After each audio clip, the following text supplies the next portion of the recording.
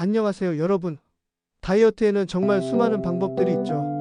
간헐적 단식, 저탄고지, 키토 다이어트, 원푸드 다이어트, 각종 다이어트 보조제와 신제품까지 매일 새로운 다이어트 방법들이 나오고 광고에서는 마치 이것만 하면 쉽게 살을 뺄 수 있는 것처럼 말합니다. 하지만 오늘 저는 여러분에게 단언하고 싶어요. 다이어트에는 빠른 길이 없습니다. 결국 칼로리 싸움일 뿐이라는 진실을 말씀드리겠습니다. 먼저 다이어트의 본질부터 이야기해 볼게요. 우리 몸은 생각보다 단순한 시스템으로 작동합니다. 먹은 칼로리보다 더 많이 소비하면 살이 빠지고 먹은 칼로리가 소비한 칼로리보다 많으면 살이 찝니다. 이게 바로 칼로리 인 칼로리 아웃 원리예요. 호르몬, 체질, 유전적 요인들이 어느 정도 영향을 줄 수는 있지만 결국 기본 원리는 이 공식에서 벗어나지 않아요. 많은 분들이 착각하시는 게 특정 음식이나 특정 방법이 신비한 효과가 있다고 생각하시는 건데요. 예를 들어 저탄수화물 다이어트를 하면 살이 빠지는 이유는 탄수화물을 줄이면서 전체적인 칼로리 섭취가 줄어들기 때문이에요. 간헐적 단식도 마찬가지예요. 특정 시간에만 먹으니까 자연스럽게 총 칼로리가 줄어드는 거죠. 그럼 빠른 다이어트가 왜 불가능한지 설명해 드릴게요. 다이어트 관련 광고를 보면 한 달 만에 마이너스 10kg 먹으면서도 빠진다, 운동 없이도 살이 빠진다, 이런 말들이 정말 많죠. 하지만 인체는 그렇게 만만하지 않아요. 지방 1kg을 빼려면 약 7,700kcal를 소비해야 합니다.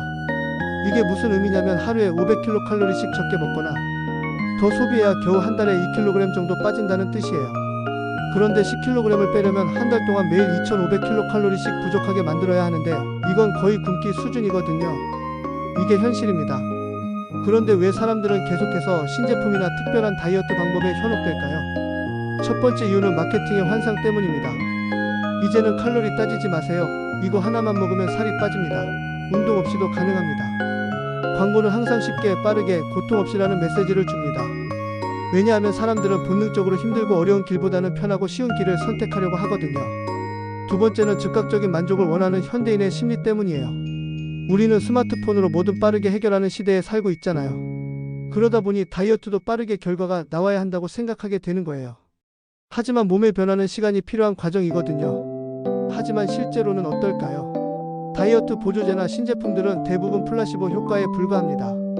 처음에는 뭔가 효과가 있는 것 같아도 본질적인 문제를 해결하지 않으면 결국 원래대로 돌아오죠.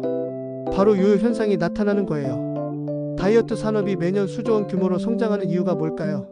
사람들이 계속 실패하고 또 다른 방법을 찾아서 다시 돈을 쓰기 때문입니다. 특히 다이어트 보조제의 경우를 보면 대부분이 카페인이나 각종 추출물을 넣어서 신진대사를 조금 올리거나 식욕을 억제하는 효과를 주는데 그 효과는 미미해요. 하루에 기껏해야 50-100kcal 정도 더 소비하게 해주는 수준이거든요. 이건 사과 반 개 정도의 칼로리예요. 근본적인 해결책이 될 수 없죠. 또한 대부분의 특별한 다이어트 방법들도 결국 칼로리를 줄이는 다른 방식일 뿐이에요. 예를 들어 바나나 다이어트를 하면 바나나만 먹으니까 자연스럽게 칼로리가 줄어들어서 살이 빠지는 거고, 닭 가슴살 다이어트를 하면 단백질 위주로 먹으면서 포만감은 높이고 칼로리는 낮춰서 살이 빠지는 거예요. 결국 다 칼로리 게임이라는 뜻입니다. 그럼 제대로 된 다이어트는 어떻게 해야 할까요? 기본으로 돌아가야 합니다. 살을 빼고 싶다면 정답은 이미 나와 있어요. 첫 번째, 적게 먹는 것입니다. 군것질, 가공식품, 당분이 많은 음식들을 줄이세요. 칼로리가 높으면서 포만감은 낮은 음식들을 피하고 자연식품 위주로 드시는 거예요. 두 번째, 많이 움직이는 것입니다. 거창한 운동이 아니어도 돼요. 걷기부터 시작해서 계단 오르기, 집안일 열심히 하기, 이런 것들도 모두 칼로리 소비에 도움이 됩니다. 물론 근력 운동이나 유산소 운동을 추가로 하면 더 좋고요. 세 번째, 그리고 가장 중요한 것은 꾸준히 하는 것입니다. 1-2주가 아니라 최소 3개월 이상은 지속해야 해요. 몸의 변화는 서서히 일어나거든요.